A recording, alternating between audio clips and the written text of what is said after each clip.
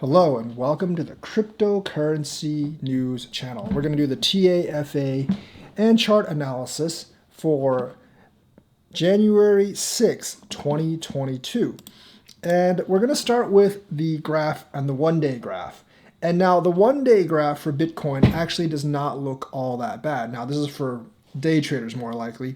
It does look like we are getting lower highs still, which is bad, as you can see from this point, but barely lower highs.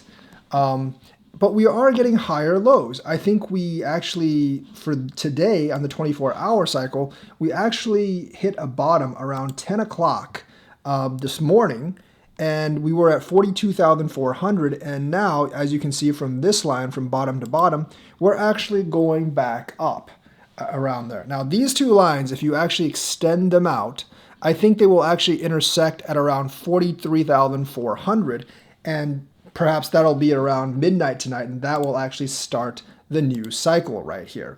So we are getting higher lows but lower highs, but the rise on the lows is greater than the drop on the highs, so I think we'll actually meet around 43,400, and then it'll be a new 24-hour cycle.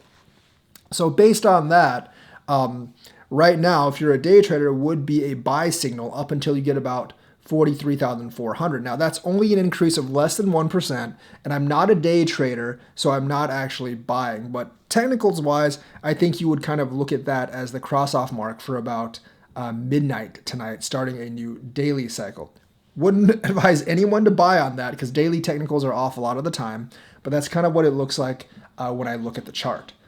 On the 5-day cycle, it's obviously strictly down. Now, it's kind of hard to draw lines here because up until yesterday, it was only going slightly down, as you can see. Up until yesterday, it was only going slightly down. But after Biden made the, well, not Biden, but after Jerome Powell made the Fed announcement, the slope changed a lot. I mean, you could start back here and say on the weeklies, you could start on the weekly cycle and say, like, from back here, it's way, way down. And also the lower line is also very, very different. If you look from just the 5th of January, which is yesterday, it's hardly down since yesterday. And actually, the bottom is actually up from yesterday because it dipped way, way down yesterday. But if you actually look from earlier on the month, obviously it's way down. And obviously, the graph, the tops are more down than the bottoms, and this won't really coincide until around 41,000 something. So you could be looking at that on the weekly, saying that will drop slightly below 42,000, possibly to 40,000 before these two lines actually meet.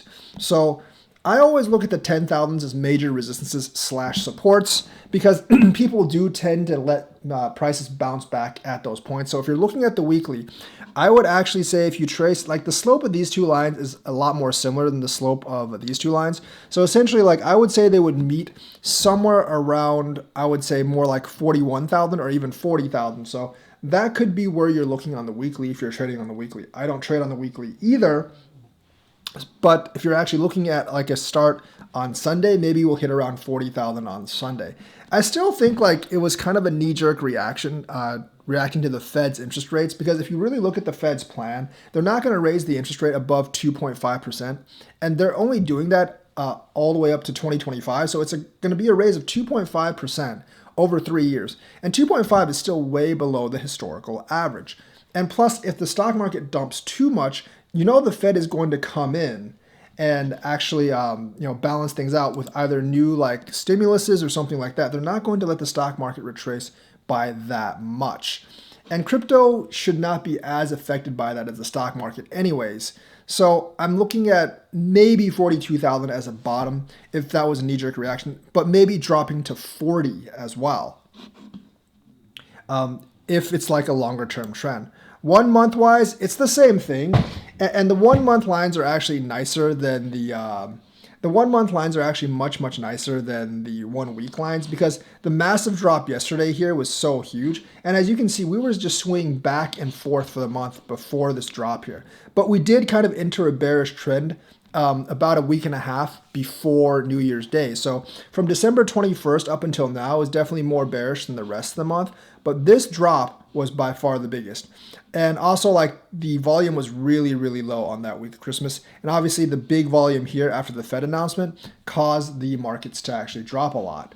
So if you actually look at, like, the 1 month trend, if you look from high to, if you look at like from the peak to peak thing, you basically get from here until maybe like here, and then low to low, you get here, and then all the way, you get here, all the way down to here.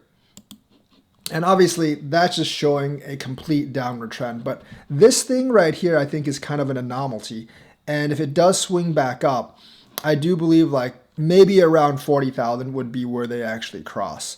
Maybe like 38, 39 if you're looking at the monthly trend. Because this drop was so severe and it hasn't rebounded quite yet, I could see it dropping below 40 on the monthly trend. I personally don't think it'll stay below 40, even if it does drop below 40 for very long. But on the 1 month trend, it's actually looking quite negative for Bitcoin because of the massive drop. But even before the massive drop, you can see from the line here, even to here, it's slightly negative. So even before that, we were probably going to even out around like the 45,000 area. But with that, we don't know. We could drop to 40,000 and below. So monthly, it's looking pretty negative. On the 3 month one, obviously, like, it's still negative. On the 3 month line, it's still negative, but the slope is actually a lot more gentle on the 3 month because it's just a longer period of time. And then of course, like, you have the drop here to right there. And this, although it's bearish, I do think those will cross above 40,000, probably at like 41 or so. So I would say like the overall consensus on the three like time periods from 1 week to 3 months, I would say like the overall consensus is like somewhere between 40 and 42,000 would actually be a bottom due to this massive 1 month drop. Now, it could flash crash in that one moment way below 40,000, as you can see in this area here, where it basically crashed all the way from 56,000, flash crash to like 41,000. And honestly, this 41,000 area is actually lower than the lowest we crashed. So if you actually just take it from December 5th, we're actually up on the bottom from this crash. But on December 5th, once it crashed to 41,000, it bounced right back up to 45, and we haven't done that yet. So today's is more of a long-term crash. Now, if we break up a leg and go up to like 45,000, I think like we might actually be having higher lows, but we haven't seen that yet. So the next move, whether it'll be up to 45, 46 or down to the 40,000 area, will be pretty critical. 6 month wise, we're still positive regardless of how much you want to look at it. Because, like the bottom area on the 6 months since July, we were still at like 29,000 and we're still over 10,000 above that. So you can see that. And of course, like, coming in from the 6 months, you have like one high here. And essentially you have the highest high right there. Even if you take the one high here and take this high here, it's still positive, and we would still be meeting somewhere, in the 50,000s. Now, if you take the high here, obviously, like, you're going to go above 80,000. But because of this drop right now and the performance since December 21st, it's really in question how bullish the 6 month actually is. But the 6 month overall graph is very bullish, whichever way you decide to actually drop it. And once again, the flash crash here, the bottom of the flash crash on the 4th of December was actually lower than the bottom right now, but it recovered much faster, and we haven't recovered nearly as quickly. So that's kind of like a graphical analysis and trend analysis. Now, in terms of the numbers, obviously everything's going to be a strong sell. The commodity channel index is a big buy right now. It's negative 169. The stochastic, honestly, is buy as well because it's oversold, and the RSI is getting to be oversold. The average directional index isn't that strong. It's okay for the daily, but it's really not that strong. So we are getting to that point where the technical indicators are actually pointing that you should buy, and we could actually get a reverse pump soon, as kind of like to offset the massive drop we've had earlier. Obviously, the moving averages say very, very differently. Because we've moved so much into the negative territory, all these signals are a strong sell on the moving averages. up to and including the 200-day moving average. And we're quite a bit below. For all of them, the 20-day EMA, the EMAs are also lower than the SMAs, outside the 30, of course. And we're lower than the EMAs right now. So right now, like the moving averages all say sell, but the technicals are actually swinging more in favor of buy soon, because both the stochastic, which is under 20, the commodity channel index, which is under 100, and the RSI, which is getting close to 30, is saying that it's actually oversold. Now, I do think like if the Fed or the president makes any further announcements, that will actually impact the price a lot. So stay tuned for that.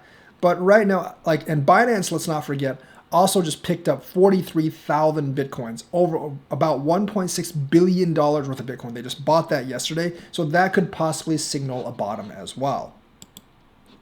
On the 1 week, it's still a fairly strong sell. All the indicators up to the 100 are signaling sell. And for the first time in the yearly 50 weeks, we're actually looking at a sell as well. But the EMA for the 50 is pretty close to where we are right now, just a little underward. And we dipped under that thanks to the colossal dip we actually had about 2 days ago. So right now, like the oscillators, the commodity channel index is actually saying negative. The stochastic is getting towards oversold, and the RSI is neutral. So on the weekly too, we're starting to veer towards the oversold area, but the moving averages say sell for anything up to 50 weeks, which is a very, very long-term sell.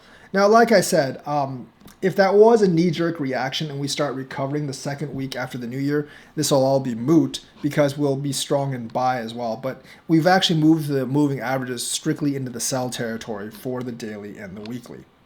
Now, as for the monthly TA, it's still kind of a buy, but not really. The RSI and the stochastic and the commodity channel index are all going to be neutral here.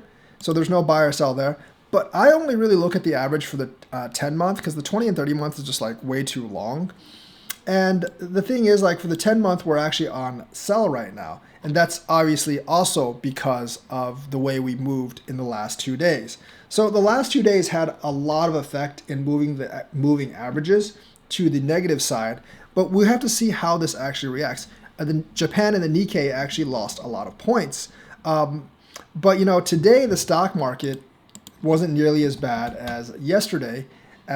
We lost something like 400 points yesterday, and the Dow futures are actually up today. Today we only lost 170. So we also had a pretty good jobs report, so they inched higher today, and we probably will build off that momentum tomorrow. And I think the crypto market will actually follow a little bit on the stock market, so we could be looking at some gains tomorrow. So right now, I would just hold being a long-term holder. But, if you're a trader, you might want to buy a little bit in right now and see if it rises a couple hundred points by tomorrow and then sell them for a small gain. Right now, I'm obviously just holding. At this point, I will not be trading at this point. But as you can see, if you're really buying for for the next year, it's still a good time to buy. And in fact, right now, if you missed the July low, right now it could be the best time to buy. However, if you're buying for the next day or a couple of weeks, maybe you should hold back a little bit, unless you're doing day trading and you're trying to cash in on a couple hundred points. So that's the TA and FA and analysis for today. Don't forget, Binance just bought $1.6 billion worth of Bitcoin, so that might signal something. That's the news for today. Let me know what you think. Like and subscribe. Hit that bell notifications button. Thank you and have a nice day.